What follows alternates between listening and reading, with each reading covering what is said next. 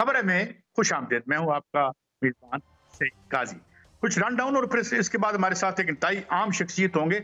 पंजाब के में भी वही पुरानी बातें, फॉरवर्ड ब्लॉक बनेगा, केपीके में भी फॉरवर्ड ब्लॉक बनेगा।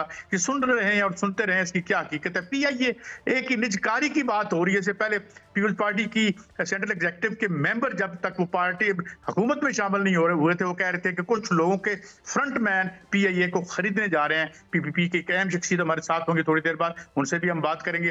अहम वजारतों में मजीद टेक्नोक्रेट्स लाए जा रहे हैं, तो क्या एक बदएतमादी है या क्या सिलसिला है? या हालात बड़े दगरगू हैं। मेरे साथ मौजूद हैं मोहतरम हसन रऊफ साहब, पीटीआई के तर्जमान है। Thank you very much for your time.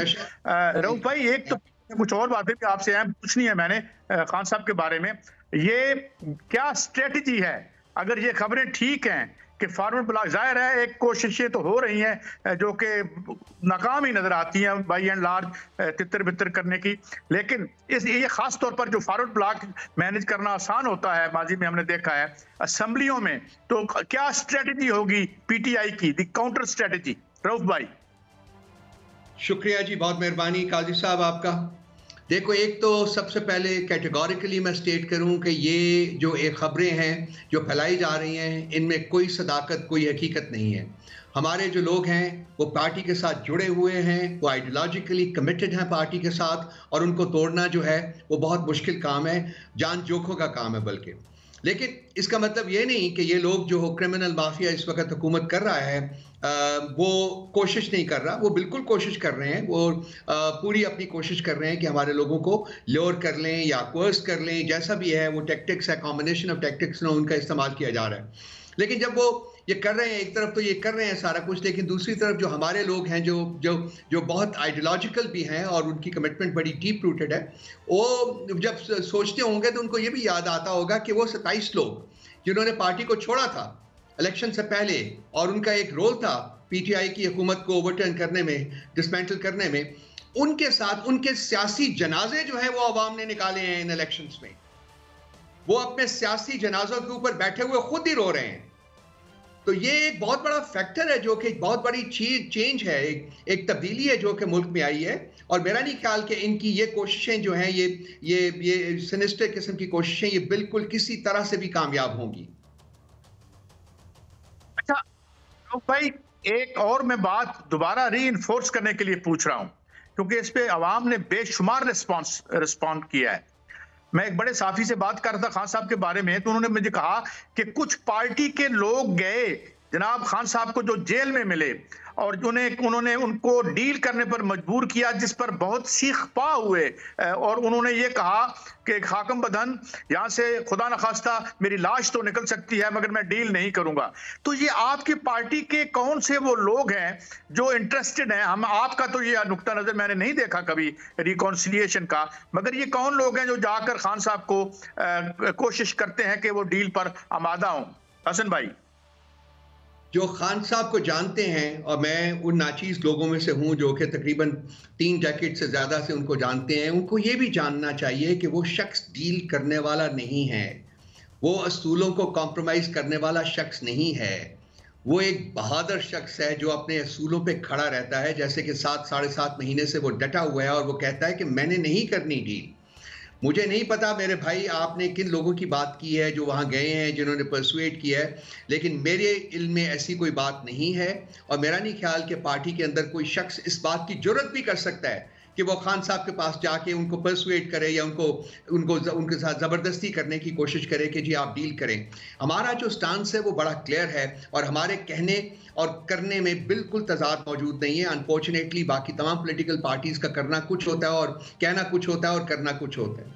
Khan साहब के कुछ असूल हैं। खान साहब इस रियासत के लिए, इस मुल्क के अवाम के लिए और इस मुल्क के मुस्तकबिल के लिए चंद असूलों को सामने रख के उन पर डटे हुए हैं, और अगर मैं सही जानता हूं उनको, तो वो उन असूलों के ऊपर कभी किसी तरीके का कॉम्प्रोमाइज जो है वो करने के ऊपर राजी नहीं होंगे। Take it from me, take it from me. अच्छा रऊफ भाई, एक जाहिर है मैं पॉलिटिकल ही नौयत के सवाल ही आपसे पूछूंगा, मगर एक जो जाहिर है पॉलिटिकल इकोनॉमी भी जुड़ी हुई है, पॉलिटिक्स और इकोनॉमी, जो अब आ रहा है एजेंडा कीमतों में, टैक्सेशन में, और जिसमें अल्टीमेटली मेरी नाचीज राय में जो बोझ है आवाम पर ही आएगा। तो अगर ये जो तहरीक की बातें हो रही हैं, पीटीआई की तरफ से खान साहब भी इंसिस्ट कर रहे हैं कि जो एक लीगल फ्रेमवर्क में रह के जदोजहद की जाए, तो आप क्या समझते हैं कि ये जो कीमतों का प्रेशर अभी अवाम पर आएगा क्योंकि पास ऑन किया जाएगा, तो क्या इससे कोई हलचल आपको नजर आती है कि लोग कानून के दायरे में रह के पीटीआई के बैनर तले अपने हकूक की जदोजहद में शामिल होते नजर आते हैं एक प्रोटेस्ट की सियासत में? देखिए, हमने एक बयानिया जारी किया, रोज ही 2-3 बयानिए हमारे जाते हैं। एक इस महंगाई के ऊपर था और कल हमने सुबह एक प्रेस कॉन्फ्रेंस भी की थी। मैंने मुजम्मिल साहब को पेशावर से तकलीफ दी थी, वो आके उन्होंने प्रेस कॉन्फ्रेंस मेरे साथ एड्रेस की थी। उसमें हमने पोटेंशियल जो IMF के साथ डील हो सकती है उसके मुज़म्मरात और उसके जो कॉन्सिक्वेंसेज हैं, उसके जो असरात हैं आवाम के ऊपर जो पड़ेंगे, उसको हमने कंप्लीट उसका अहाता किया था और वार्न किया था कि इस किस्म की महंगाई जो है वो नंबर 1 अवाम बर्दाश्त नहीं कर सकेंगे और नंबर 2 अवाम का सब्र का पैमाना वो लिबरेज हो चुका हुआ है। और वो इसके बाद अगर इस किस्म की महंगाई की गई, जो कि नजर आ रहा है कि अगर इनको $8 बिलियन चाहिए जिसकी इन्होंने रिक्वेस्ट की है IMF से, तो वो फिर अपनी कंडीशनैलिटीज के साथ आएंगे और वो बहुत कुछ कह रहे हैं। गैस की कीमतें बढ़ेंगी, पेट्रोल की कीमतें बढ़ेंगी, बहुत सारी कीमतें बढ़ेंगी और गरीब आदमी जो कि ऑलरेडी वर्ज के ऊपर है, उसकी जिंदगी जो है वो वर्चुअली इम्पॉसिबल हो जाएगी। तो उसके नतीजे में जो आपने कहा है, मैं फील करता हूं कि वो एक रियलिटी बन सकती है कि लोग जो है वो सड़कों के ऊपर आए और फिर वो जो सिचुएशन है वो कंट्रोल में नहीं रहेगी, क्योंकि ये अवाम जो है इस मुल्क के वो 76 साल से अशराफिया का जुल्म और जबर जो है वो बर्दाश्त कर रहे हैं। और मेरा ख्याल है कि अब वो बात, जैसा कि मैंने पहले कहा है, कि अब ये सारी जो सिचुएशन है, जो हालात हैं जिस तरफ जा रहे हैं, वो उनकी पहुंच से और उनके बस से बाहर निकल जाएगी ये सिचुएशन। इसलिए अरबाब इख्तियार को चाहिए कि वो पेशतर इसके कि वो इस किस्म के किसी प्रोजेक्ट को आगे लेके चलें, वो अवाम के रिलीफ की प्रोविजन जो है वो करें और इसके लिए पीटीआई जो है वो फुली कमिटेड है। हमारे ऊपर तो प्रेशर है, बहुत देर से प्रेशर है हमारे ऊपर। आप देख रहे होंगे सोशल मीडिया के ऊपर भी कि हम कॉल क्यों नहीं दे रहे प्रोटेस्ट की, लेकिन हमने होल्ड किया हुआ है, खान साहब ने होल्ड किया हुआ है। लाइक जो उनके आइडियल्स हैं उनके मुताबिक उन्होंने कहा है कि मैं कोई ऐसा काम नहीं करना चाहूँगा जिससे कि मुल्क में इंतशार की कैफियत हो। हालांकि 9 मई के फॉल्स फ्लैग ऑपरेशन की जिम्मेदारी जो है वो हमारे ऊपर डाली जाती है, जिसको हमें डिनाई करते हैं, क्योंकि हम ये कहते हैं कि जी आप इसके ऊपर एक जुडिशियल कमीशन बना के इसकी तहकीकात तो करें, पेशतर इसके कि आप लोगों को मुर्द इल्जाम ठहराएं और उनको सजाएं दें। पहले तहकीकात तो कर लें। तहकीकात करना जो है वो स्टेप नंबर 1 होता है टू पनिशिंग पोटेंशियल क्रिमिनल। तो ये सब बातें जो हैं ये सही डायरेक्शन में इस वक्त मूव नहीं कर रही काजी साहब। और मैं ज़ाती तौर के ऊपर फील करता हूं कि अगर ये सारे इक़दाम जो कि हुकूमत इस वक्त प्लान कर रही है, जो कि इसने करने हैं आने वाले महीनों में, तो हालात फिर किसी ना किसी स्टेज के ऊपर कंट्रोल से बाहर हो सकते हैं। अच्छा, एक तो रऊफ हसन साहब, आप जानते हैं, हम आपको सहाफत में भी देखते रहे हैं कि मिर्च मिसाला खासा अहम इंग्रेडिएंट है हमारी सहाफत का, मगर कुछ खबरें छपी आज कि कोर कमेटी में हाथापाई हो गई, उन्होंने गार्ड्स को बुला लिया, अब मरवत साहब ने न्याजी साहब के साथ बहस। कितनी हकीकत है, कितनी इसमें मुबालगा आराई है, ये जो खबरें आज बड़े बड़े अखबारों में छपी हैं? देखिए जी, हाथापाई की जो बात है वो बिल्कुल गलत है। प्राइवेट गार्ड्स की जो बात है वो बिल्कुल गलत है। हाँ, मैं इस बात की तस्दीक करता हूँ कि इन 2 अशखास के दरमियान जिनका नाम लिया गया है, एक हीटेड डिस्कशन हुई और वो हीटेड डिस्कशन की हद तक ही रहा मामला, उससे आगे नहीं बढ़ा। पार्टी के अंदर इख्तलाफात जो होते हैं वो एक नॉर्मल सी बात है, खासकर एक इतनी बड़ी पॉलिटिकल पार्टी जो पाकिस्तान की सबसे बड़ी पॉलिटिकल पार्टी इस वक्त है विद फेडरल स्टेशन, वो उसमें 2 अशखास के दरमियान या 2 से ज़्यादा अशखास के दरमियान डिफरेंस ऑफ ओपिनियन जो होता है वो हो जाता है। लेकिन हम उस डिफरेंस ऑफ ओपिनियन को पास्ट में भी फेस करते रहे हैं और हमेशा उसको एक सिविलाइज तरीके से हम लोगों ने हल करने की कोशिश की है। कल का मामला भी जो हुआ मैंने बयान कर दिया है, अब वो भी that is all in the past, we moved on. Let's move on. लेकिन मैं एक और बात आपसे, जाहिर है कि पार्टी स्ट्रेस में है, ड्यूरेस में है, शदीद प्रेशर में है, तो जो उस माहौल से निकलने के लिए डाइवर्स ओपिनियंस का सामने आना फितरी अमल है।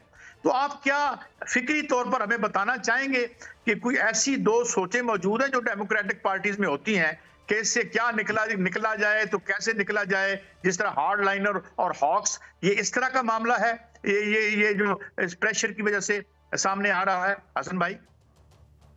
ये देखिए, प्रेशर हो या ना हो, हमेशा देखिए हर पॉलिटिकल पार्टी, दुनिया जहान में चले जाएं आप, अमेरिका में चले जाएं, यूके में चले जाएं, यूरोप में चले जाएं, कहीं भी चले जाएं जहां डेमोक्रेसी है, जहां जमहूरियत है, वहां पार्टी के अंदर जो मुख्तलिफ आरा, दो भी नहीं बल्कि मुख्तलिफ आरा पाई जाती हैं। और लीडरशिप जो होती है उसकी जो इफेक्टिवनेस वो ये इसमें होती है कि वो इन आरा में से जो बेहतरीन राय है उसका इंतखाब करे और वो पार्टी का मोटो बना के वो पार्टी उसको साथ आगे लेके चले। तो हमारी पॉलिटिकल पार्टी में भी डिफरेंट आरा पाई जाती हैं, लोग बरमला उनका इजहार भी करते हैं और उसमें फिर जो भी मेजॉरिटी ओपिनियन होता है जिसके साथ उसको कंसेंसस के साथ हम अडॉप्ट करते हैं और वही पार्टी की पॉलिसी बनती है। यही एक जमहूरी माशरे में यही एक कल्चर होना चाहिए और यही कल्चर पीटीआई के अंदर मौजूद है इस वक्त। सो हम इस चीज़ को बिल्कुल डिनाई नहीं करते कि जी मुख्तलिफ आरा नहीं हैं, बिल्कुल हैं। लोग अपने तरीके से सोचते हैं, उनके ज़हनों में सॉल्यूशंस भी होते हैं, मसाइल के हल भी होते हैं और वो क्योंकि एक कल्चर बड़ा डेमोक्रेटिक कल्चर जो है हमारी पार्टी के अंदर मौजूद है, इसलिए वो बिला खौफ व खतर उसका इजहार भी करते हैं। लेकिन कसरत राय से जो चीज़ निकलती है वो पार्टी की पॉलिसी बनती है और उसी पार्टी के तमाम लोग जो होते हैं वो इस बात के उनके ऊपर रिस्पॉन्सिबिलिटी होती है कि वो उसको जो मेजॉरिटी ओपिनियन के साथ या कंसेंसस के साथ राय जो पार्टी ने अडॉप्ट की है उसको लेके आगे बढ़ेगा। और यही हमारी पार्टी का जो है खासा भी है और वही उसी तरीके से हम ऑपरेट भी करते हैं। अच्छा, हसन रऊफ साहब, खान साहब ने एक बयान भी दिया है कि भाई आप मुझे जेल में रखें मगर मेरे लोगों को छोड़ दें, उनको तंग ना करें। जिस तरह हम देख रहे हैं ये खवातीन और इनके साथ जो निगरान हुकूमत में होता रहा, जो अब हो रहा है। और एक और बड़ी खतरनाक बात सामने आई है मोहतरमा बुशरा बीबी साहिबा के हवाले से, जिसमें उन्होंने कहा है कि उन्हें जो है वो खुदा न खास्ता जो है कत्ल करने की जो है साजिश की जा रही है, कुछ खिलाया गया या खाया, उसके बाद तबीयत उनकी। तो इस हवाले से क्या टेक है और क्या बताएंगे, क्योंकि लोगों में तशवीश है आपकी पार्टी के लोगों में, हसन भाई?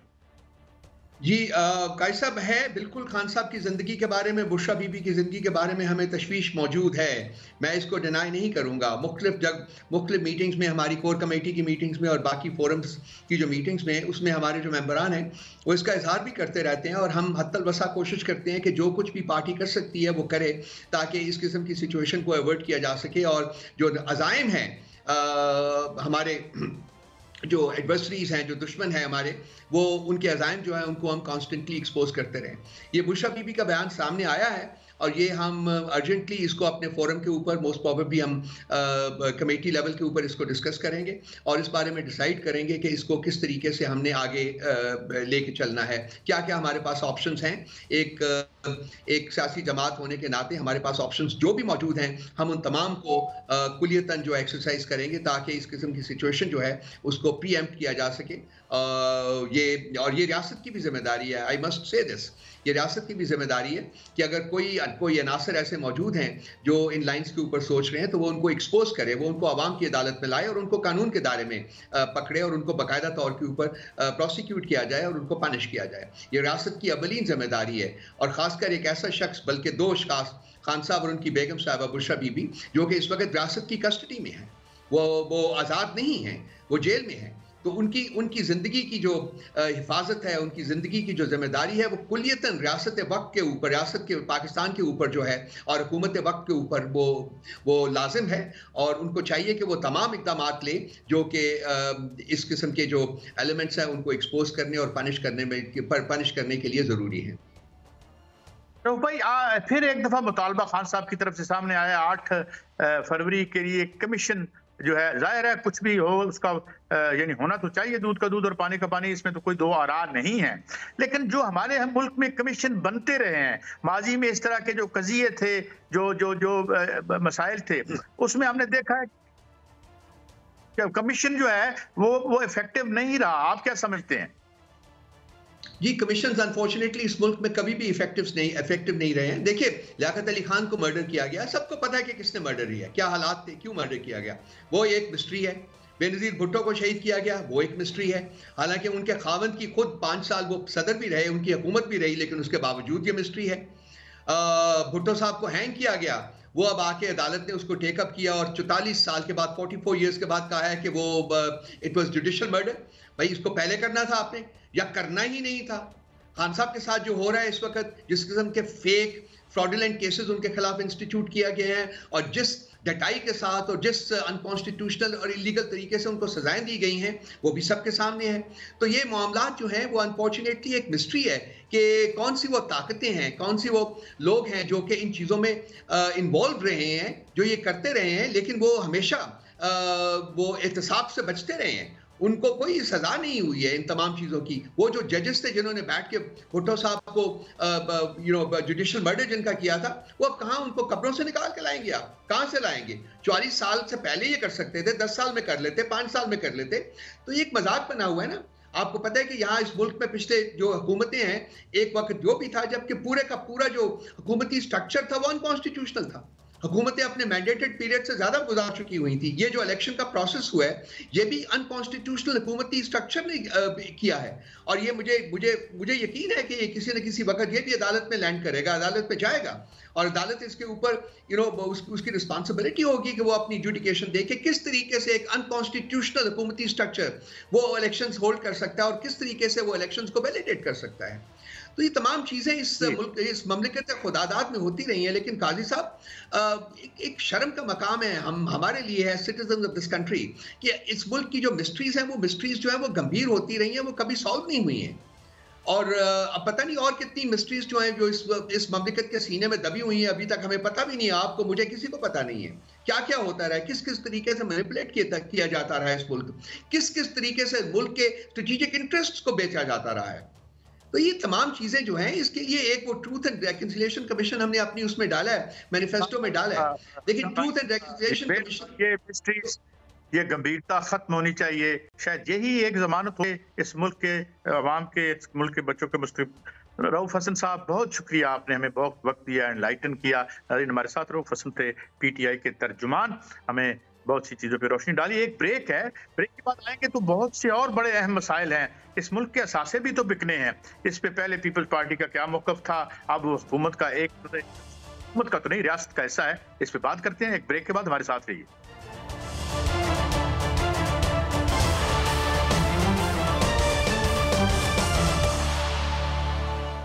वेलकम बैक नाज़रीन। हमें ज्वाइन किया है जनाब कमर ज़मान कायरा साहब, सीनियर लीडर हैं, वेटरन पॉलिटिशियन है। बहुत शुक्रिया कमर ज़मान कायरा साहब, आपने हमें वक्त दिया। कमर ज़मान कायरा साहब, बहुत बड़े मेजर डिसीजंस होने वाले हुए हैं। हरचंद के आप हुकूमत में नहीं हैं मगर रियासत का हिस्सा हैं, लेकिन कुछ अर्सा पहले आपकी बड़ी एक अवाम दोस्त पॉलिसियों के हवाले से PPP जानी ही जाती है। कुछ अर्सा पहले एक प्रेस कॉन्फ्रेंस हुई थी जो आपकी सेंट्रल एग्जीक्यूटिव के मेंबर जनाब और हमारे दोस्त चौधरी मंजूर साहब ने की थी। ये फरमाइए कि PIA की निजकारी हो रही है और उस वक्त मौक़िफ़ था PPP का कि जी ये तो कोई किसी एक पार्टी के लोगों के फ्रंटमैन हैं। तो अब क्या वो आपकी दूर हो चुकी हैं जो थी तहफ़्फ़ुज़ात, या अब भी आप इसको स्क्रूटनाइज करेंगे और अपना मौक़िफ़ सामने रखेंगे, क्योंकि हुकूमत का हिस्सा तो आप नहीं है जनाब कायरा साहब? शुक्रिया काजी साहब। पीपल्स पार्टी का मौक़िफ़ ये था कि इन कौमी इदारों को बशमूल PIA, इनको जो नुकसान में जा रहे हैं, इनको नुकसान से निकालने की कोशिश करनी चाहिए। ये आस्ता आस्ता रियासत पे बर्डन बन गए हैं, तो इसका एक सोच ये थी कि जी इसको प्राइवेटाइज कर दिया जाए। प्राइवेटाइज करने पे तो किसी को एतराज़ इसलिए नहीं है कि इसको एक वक्त में गवर्नमेंट के एडमिनिस्ट्रेटिव कंट्रोल से निकालना ही इसकी कमर्शियल एक्टिविटी के लिए बेहतर है। इस पे तो हमें एतराज़ नहीं है, हमें एतराज़ इसकी आउटराइट सेल पे है। एक नुक्ता नज़र ये था कि प्राइवेटाइज करके आप इसको आउटराइट सेल आउट कर दें, और एक ये था तरीकाकार कि प्राइवेटाइजेशन करें लेकिन PTCL की तर्ज पे कि आप इसका कुछ हिस्सा, यानी इसके कोई 40%, 50%, 49% शेयर्स अगर आप किसी पार्टी को दे के और साथ एडमिनिस्ट्रेटिव कंट्रोल देते हैं और वो पैसा इसमें डाल के इस इदारे को प्रॉफिटेबल बना दें, तो इस वक्त तो टोटल जीरो पे खड़ा इदारा माइनस में है। कल अगर ये रिहेबिलिटेट करता है तो जो गवर्नमेंट का शेयर होगा वो इसमें शेयर भी रहेगा, गवर्नमेंट का स्टेक भी खत्म नहीं होगा और उसकी वैल्यू भी बढ़ जाएगी। तो ये दोनों ही तरह बेसिकली प्राइवेटाइजेशन ही है। उस प्राइवेटाइजेशन का एक आउटराइट सेल है, एक उसकी पार्शल जो है वो कुछ शेयर और एडमिनिस्ट्रेटिव कंट्रोल। अच्छा जी, अच्छा कायरा साहब, सही फरमाया आपने, बड़ा असूली मौक़िफ़ आपका रहा है, लेकिन इसमें थोड़ी सी मैंने भी की बात। उस दिन इवन जो मुस्लिम लीग नून के जनरल क़य्यूम साहब हैं, आखिरी 3 सालों में 18 अरब रुपए का उन्होंने दिया प्रॉफिट। बाद में मुस्लिम लीग नून की हुकूमत ने इसकी गैस बंद कर दी तो ये बंद हो गई। लक्ष्मी मित्तल भी इसे खरीदना चाहता है। एक इंडिपेंडेंट क्या कहते हैं स्टेक होल्डर्स का ग्रुप है जिसने कायमा कमेटी में कहा है हम 100 अरब रुपया देंगे, इसकी लाइबिलिटीज भी उतार देंगे। तो वाई इन सो हरी, और फिर इसके साथ बेशुमार बहुत बड़ा जमीन है, 19,000 एकड़ जमीन भी है। तो इसके लिए तो आपको बहुत मेरे ख्याल में स्क्रूटनाइज नहीं करना पड़ेगा। कई सब एक इशू पीआईए का है, दूसरा इशू प्राइवेटाइजेशन का पाकिस्तान स्टील का है। अब आप पाकिस्तान स्टील का जिक्र फरमा रहे हैं, पाकिस्तान स्टील का जब इस पे बात आएगी तो उस पर प्रोविंशियल गवर्नमेंट का भी अपना एक इशू है, वो क्या कहते हैं उनका एक मौक़िफ़ है, और फिर गवर्नमेंट उसका नुक्ता नज़र भी सामने रखेगी। तो पीपल्स पार्टी यकीनन इन लॉस मेकिंग इदारों को लॉस से तो निकालना चाहती है। ये तो नहीं हो सकता कि आप हज़ारों की तादाद में बैठे हुए लोगों को तनख्वाहें देते रहें, अरबों रुपए का घाटा बर्दाश्त करते रहें और नफ़ा ना आ सके, इदारे रिवाइव ना हो सके। कुछ लोगों का ख्याल है कि इसमें पैसा डाला जाए और गवर्नमेंट इसकी लायबिलिटी टेक ओवर कर ले तो ये इदारे मुनाफे में आ सकते हैं। लेकिन हमारा तजर्बा कई हुकूमतों का ये है कि ये इदारे कभी नफ़ा कभी नुकसान में, और अगर इनका जो बैकलॉग का वो भी साथ डालें तो फिर ये सर्टनली नुकसान में है।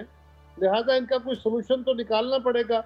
इस वक्त पीआईए है जिसको हम पब्लिक प्राइवेट पार्टनरशिप के तहत कह रहे हैं, और कुछ लोगों का ख्याल है कि उसका आउटराइट सेल कर दिया जाए। इस पे जब इस पे बात होगी, अब कोई फाइनल कंक्लूड जो कंक्रीट शेप में सामने आएगा तो फिर इस पे बात कर लेंगे। अच्छा कायरा साहब, कुछ ये आजकल बड़ा मुश्किल है र्यूमर मिल में से खबरें निकाल के लाना।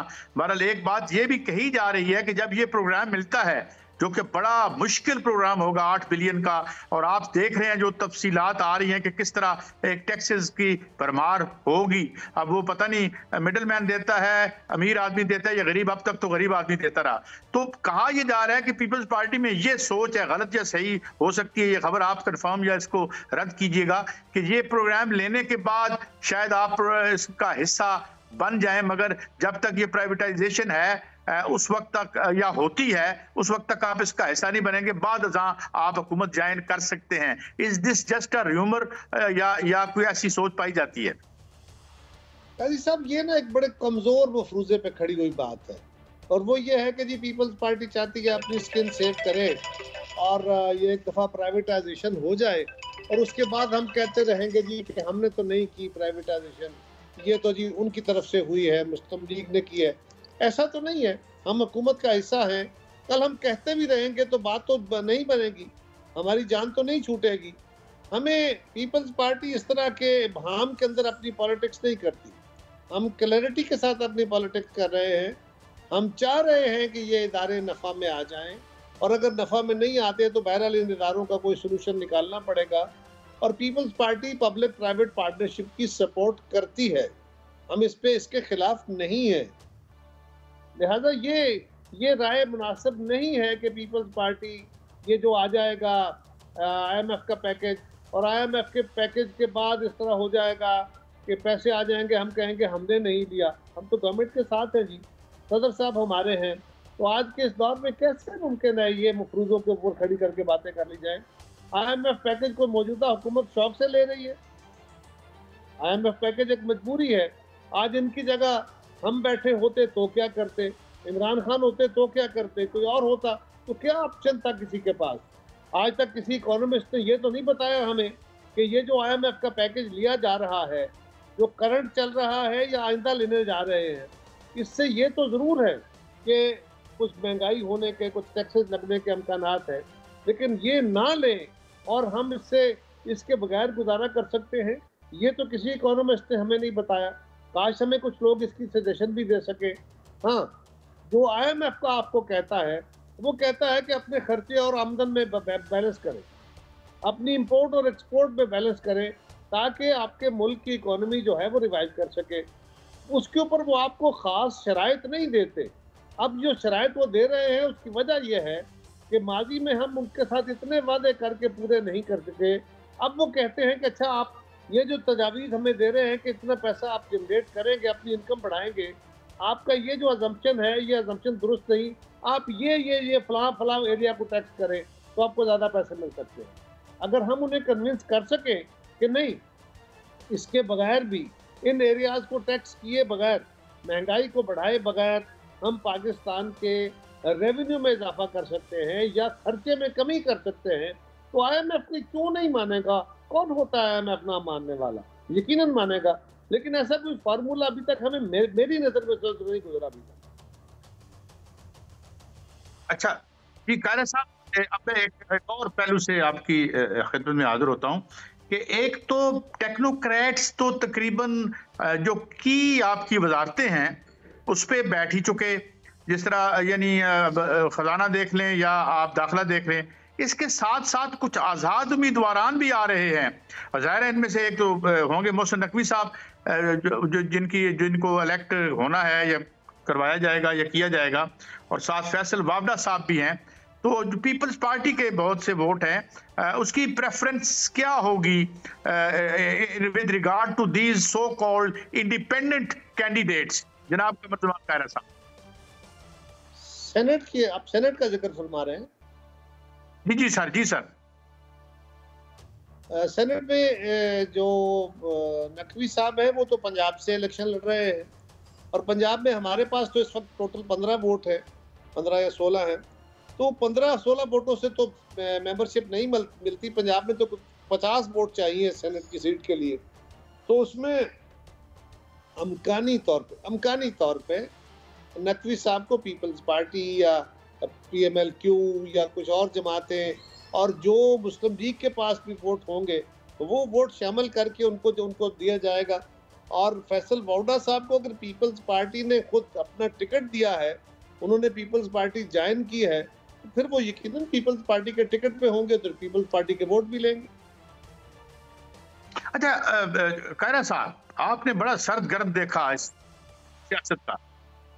ये फरमाइए कि बड़े जो लोग हैं, शायद खाकान अब्बासी साहब हैं, इवन अगर मैं गलत नहीं कह रहा तो ख्वाजा आसिफ साहब ने भी कहा है कि जी करोड़ों में सीटें बिकती हैं और अब भी बिकेंगी।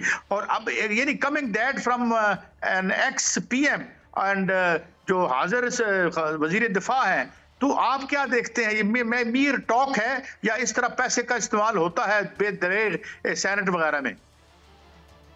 ऐसा माजी में कुछ ऐसी दास्तानें रही हमारे मुल्क के कुछ ऐसे सूबों में जहाँ पे थोड़े वोटों से सेनेट की सीट बनती है, तो वहाँ पे पैसों का लेन देन का तबसरा सुनते रहे।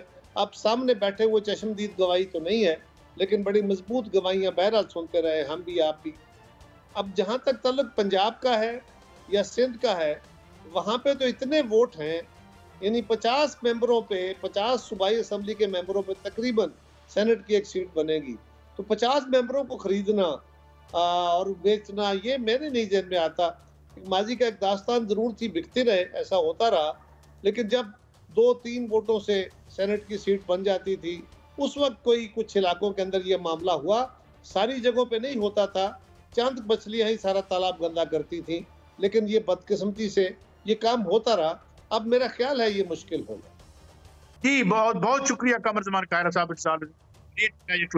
नाज़रीन, हमने बात की ये प्राइवेटाइजेशन का मसला क्या है। आज तक तो कोई मसला प्राइवेटाइजेशन हल नहीं कर सकी। हाँ, उनके बड़े मसाइल हल हो गए जिन्होंने बिडें दे के बड़े बड़े असासे होने पौने खरीद लिए। आइंदा इंशाल्लाह इस तरह नहीं होगा, उम्मीद यही करते हैं, मगर डर सा लगता है। एक ब्रेक है, ब्रेक के बाद हाजिर होते हैं। इसके बाद मजीद कुछ खबरें हैं जो आपके साथ डिस्कस करेंगे, हमारे साथ रहिए।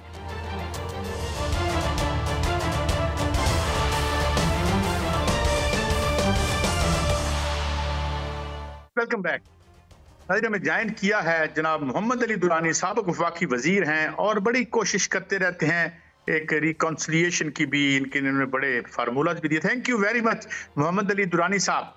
मेरा पहला सवाल ये है, मुझे पता है कल ही गालिबन आप इस्लामाबाद से तशरीफ लाए हैं, इक़्तिदार के ऐवानों के गर्दो-नवाह में रहे हैं कम से कम, तो ये मज़ीद टेक्नोक्रेट्स आ रहे हैं, और ये अगर टेक्नोक्रेट्स आ रहे हैं तो ये जो आपका पॉलिटिकल डिस्पेंसेशन है, तो ये किसकी क्या खुदा न खास्ता कोई अलामती हैसियती है या हो जाएगी जनाब मोहम्मद अली दुरानी साहब? बिस्मिल्लाहिर्रहमानिर्रहीम। काजी साहब देखें, जो इस वक्त की पॉलिटिकल डिस्पेंसेशन है उसकी जितनी वर्थ मेरा ख्याल है अवाम की नज़र में है, उतनी ही अब वर्थ उसकी अपनी हुकूमत के अंदर भी गालबन उतनी ही वर्थ नज़र आ रही है। मतलब ये है कि जिस तरह अवाम उन्हें अपना नुमाइंदा नहीं समझते, इसी तरह जहां वो हुकूमत में बैठे हुए हैं वहां हुकूमत वाले भी शायद उनको अपना नुमाइंदा नहीं समझ रहे, और इस तरह से सारे मामला चल रहे हैं कि जिसमें ये बड़ा वाज़ेह नज़र आ रहा है कि ये जिस तरह लाए गए हैं, ठीक है जी, उसी तरह से चलाए जा रहे हैं। और अच्छा दुरानी साहब, टेक्नोक्रेट्स में यानी एक तो मैं गलत कह रहा हूं तो मुझे माफ कर दीजिएगा, आपका भी नाम आ रहा है अगर टेक्नोक्रेट्स में हम शामिल करें, और फिर एक और भी एक बात चल रही है कि टेक्नोक्रेट्स पे रिलाय किया जा रहा है कि वतन अजीज को मफाहमत की बहुत शदीद जरूरत है, बहुत ज्यादा तनाव है, डिवाइड है समाज में, सियासत में, तो इस पे आपका क्या टेक है? देखिए, मैं तो ये समझता हूँ कि जी मेरा नाम तो खैर वैसे ही हर जगह लोग शामिल कर देते हैं, लेकिन मेरा कोई इस वक्त वो नहीं है ऐसा इंटरेस्ट या कोई ऐसी चीज़। मैं तो ये चाहता हूँ कि इस वक्त भी वो हुकूमत हमारी मुल्क की ज़रूरत है जो अवाम की नुमाइंदा हो, और टेक्नोक्रेटिक सॉल्यूशंस जो हैं वो मुझे कहीं पहुँचते नज़र नहीं आ रहे। मैं आपको बहुत फ्रैंकली बताऊँ, इस वक्त वही सॉल्यूशन निकलेगा जो अवाम की मैंडेट के साथ आएगा। और इस वक्त जो हमारे चैलेंजेस हैं कायद साहब, वो चैलेंजेस ऐसे हैं कि जो ये डिमांड करते हैं कि पूरी कुव्वत अवाम, मुल्क के इदारे और मुल्क की हुकूमत मिल के जो है इस वक्त सारे चैलेंजेस का मुकाबला करे। अगर ये डिवाइड ख़त्म नहीं होगी तो खाली कॉम्पिटेंस इस वक्त मसले का हल नहीं है। इस वक्त जो जेन्युइटी है वो मसले का हल है, और अवाम की ताकत से आने वाले अफराद ही मसलों को हल कर सकते हैं। अवाम के सरों के ऊपर से आने वाले या कोई पैराशूट से आने वाला मसला जो है वो मुझे नहीं लगता कि इस वक्त हल कर सकता है। और इस वक्त जो पॉलिटिकल फोर्सेस है, मैं ये देख रहा हूँ कि इवन जो हुकूमत में है वो तो आपस में मिल नहीं रही, तो बाहर से जाके उनसे कौन मिलेगा? मतलब जो हुकूमत में बैठे हुए लोग हैं वो खुद एक दूसरे के साथ ताउन नहीं कर रहे, तो फिर एक कोई टेक्नोक्रेट जाके उनके साथ क्या ताउन करेगा और कैसे ताउन करेगा? तो लिहाजा इस वक्त हुकूमत में बैठे हुए लोगों को भी अपने आप को मुज्तमे करना चाहिए, उन्हें अपने पांव जमीन पे लगाने चाहिए। बल्कि बेहतर तो ये है कि पार्लियामेंट में उन लोगों का बैठना यकीनी बनाया जाए जो अवाम की तरफ से मुंतखब होके आए हों, और उनके जरिए मामलात को आगे चलाएं। अच्छा दुरानी साहब, मैं पहले भी एक सवाल हमारे साथ पूछ चुका हूँ पीटीआई के साथ। एक तो ये कि क्या वाकई जो हमारे यहाँ एक थ्योरी भी है और जाहिर है हम दस्ते नगर भी रहते हैं, गैर मुल्की कुव्वतें भी कोशिश कर रही हैं किसी किस्म की डील की, जबकि जब मेरी बात हो रही थी ब्रदर हामिद मीर से एक शो में, तो खान साहब का जो उन्होंने कोट किया, उन्होंने कहा खुदा न खास्ता खाकम बदन मेरी लाश तो निकल सकती है, अल्लाह माफ करे, जेल से, मगर मैं डील नहीं करूंगा। तो ये जो ये स्टेलमेट है, ये स्टेलमेट क्या पुरअमन तरीके से रिजॉल्व होता नजर आता है आपको?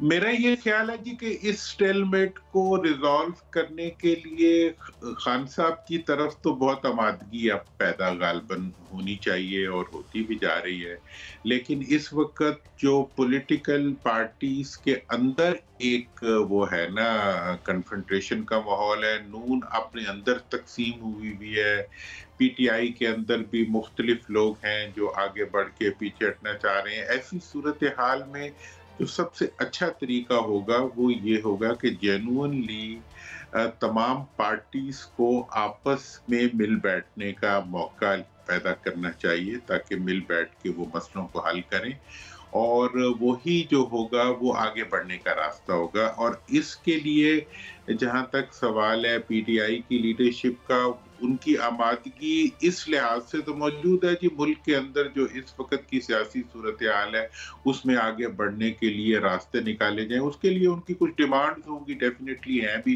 कि जी हमारे हल्के देखे जाएं, खोले जाएं, फॉर्म 45, 47। देखिए जो जेन्युइन चीजें हों उनको अच्छा, जहाँ तक केसेस का ताल्लुक है, आप देखिए ना, एक तरफ जो केसेस हैं जिनके एविडेंस जो है वो जमीन पे खड़े हुए हैं प्रॉपर्टीज की शक्ल में, बाकी सूरतों में वो अगर माफ हो रहे हैं, तो दूसरी तरफ जो छोटे छोटे लोगों की गवाहियों पे बने हुए मुकदमात हैं या चलते हुए मुकदमात हैं, उनमें से भी रास्ते निकाले जा सकते हैं अदालतों में ही। तो इसलिए आगे बढ़ने के लिए काई साहब इस वक्त एक मफाहमत का माहौल जो है वो, मेरा ख्याल है कि अपोजिशन से ज्यादा हुकूमत की जरूरत है और हुकूमत से ज्यादा इस वक्त मुल्क की जरूरत है। हम इस वक्त पूरे खित्ते के अंदर एक्सट्रीम चैलेंजेस के सामने हैं। अफगानिस्तान की तरफ से हमें चैलेंज है, ईरान की तरफ से हमें ऑप्शंस अवेलेबल हैं कि हम गैस पाइपलाइन को इनिशिएट कर सकते हैं, सी पैक जो है वो इस वक्त स्लो डाउन हुआ है उसको हम फास्ट कर सकते हैं, और SIFC को हम एक बड़ा इनिशिएटिव बना सकते हैं। इन तमाम चीज़ों के लिए और बड़े बड़े मकासद के हसूल के लिए आपको इस वक्त ऐसे इनिशिएटिव लें। देखिए इस वक्त वजीर खारजा साहब को फाइनेंस में घुसने के बजाय उन्हें अफगानिस्तान चले जाना चाहिए, उन्हें इस वक्त जो है ईरान चले जाना चाहिए, उन्हें इस वक्त जो है चाइना चले जाना चाहिए, और रीजनल लंदन जाने के बजाय, इस वक्त लंदन हमें कुछ नहीं दे सकता, वहां तो हमारी प्रॉपर्टी हो सकती है, लेकिन हमें इस वक्त जो कुछ भी मिलना है वो इस खित्ते से मिलना है। ईरान से जो है इंडिया गैस ले सकता है, हम नहीं ले सकते, इंडिया ऑयल ले सकता है, हम नहीं ले सकते। तो जो रीजनल ट्रेड है और रीजनल कनेक्टिविटीज है वो उसके ऊपर काम करना इस वक्त की पाकिस्तान की और हुकूमतों की जरूरत है। मैं तो समझता हूँ कि ये रास्ता है जिससे आगे बढ़ के हम अपनी हर इश्यू को रिजॉल्व कर सकते हैं। और फाइनली ये फरमाइए, ये जो अवाम का इशू है, ये जो अभी एकदम से महंगाई आने वाली है, बल्कि अभी अभी मुझे एक खबर मिली है, मैं चाहूंगा आप पे इसका कमेंट ले लूं। यंग फार्मासिस्ट एसोसिएशन की तरफ से मुझे एक खत आया और साथ उन्होंने मुझे नोटिफिकेशन भी भेजा कि 8 फरवरी को इलेक्शन होता है, 6 फरवरी को ड्रग रेगुलेटरी अथॉरिटी डीरेगुलेट कर देती है प्राइसेस को। मैं बड़ा हैरान हुआ, यानी एक तरफ बड़ी सियासी लड़ाई हो रही है, बड़ी एक दूसरे के गिरबान पकड़े हुए हैं, और अब इससे अब हम इसकी कंफर्मेशन भी चाहेंगे ड्रग रेगुलेटरी अथॉरिटी से। ये आवाम के जो इश्यूज हैं ये तो खुल के सामने आ रहे हैं, ऊपर सियासत की लड़ाई हो रही है दुरानी साहब, और नीचे वारदात भी हो रही है। अगर ये डीरेगुलेट, तो इस पर तो किसी की निगाह नहीं है, और क्या इस वजह से समाज एक रिएक्ट कर सकता है? ये जो एक अवाम पर हमलों का सिलसिला जारी है, जनाब दुरानी साहब। जनाब देखें, आपने तो कायद साहब जो बात की है अवाम के रिएक्ट करने का, अवाम के पास तो अब कोई रास्ता ही नहीं रहा सवाए कि वो जाएं तो जाएं किधर। मतलब ये है कि तमाम जगहों पे सियासतदान बाहमी तौर पे दस्तों गिरेबां हो सकते हैं, एक जगह जाके उनका इत्तेहाद हो जाता है, जहां उनको माली फवायद और माली वसाइल नजर आते हैं वहां पे वो आपस में हो जाते हैं। इस वक्त भी आप देखें कि मरकज के पास कोई पैसा नहीं है, मरकज की हुकूमत में कोई आना नहीं चाह रहा, सारे पैसे हमने सूबों को दे दिए हैं, सूबों में कोई हुकूमत सूबे छोड़ना नहीं चाह रही। लिहाजा इस वक्त की सूरत हाल में जो हम IMF से हम जो कुछ ले रहे हैं वो सिर्फ तनख्वाहों को लिए भी काफी नहीं है। अगर हमने आवाम का भला करना है तो उसके लिए हमें मुल्क की प्रोडक्टिविटी बढ़ानी पड़ेगी, जिसकी तरफ इस वक्त किसी की तवज्जो नहीं है। हमें आवाम के वसाइल को और आवाम के मसाइल को एड्रेस करना चाहिए। ये ना हो कि हम मुल्क को किसी ऐसी खाना जंगी की तरफ ले जाएं जहां आवाम भूख की वजह से एक दूसरे से लड़ना शुरू कर दें, और जहां बिलों के ना देने की वजह से कानून शिकनी तरफ माइल हो जाए। अब फिर यही रास्ता रहेगा था, या कोई खुदकुशी कर ले या फिर कानून शिकनी पे तुल जाए। तो लिहाजा इन तमाम साहब, इट इज ऑलवेज ग्रेट इंतहाई इम्पोर्टेंट पे आपने इस बात को खत्म किया, और मैं इसी बात पे प्रोग्राम को खत्म करता हूं कि ऊपर एक दूसरे का गला पकड़ा हुआ है, नीचे ये वारदात, और हम रिक्वेस्ट करते हैं कि बताया जाए हमें कि क्या प्राइसेस को डीरेगुलेट कर दिया गया है, ड्रग एक्ट की सेक्शन 12 खत्म हुई है या नहीं हुई, जो हमें यंग फार्मासिस्ट एसोसिएशन ने डॉक्यूमेंट्स भेजे हैं, हम ड्रग रेगुलेटरी अथॉरिटी को भी भेज देंगे। तो ये है सिलसिला, और इसको रोकें, वरना सियासत अवाम इमरान खान इस लड़ाई से आगे निकल जाएगी और अवाम बेचारे कहीं अपने मसाइल को खुद हल करने ना चल पड़े। अल्लाह हमें उससे बचाए। इजाजत दीजिए, ये था हमारा आज का शो, कल मिलेंगे। अल्लाह हाफिज।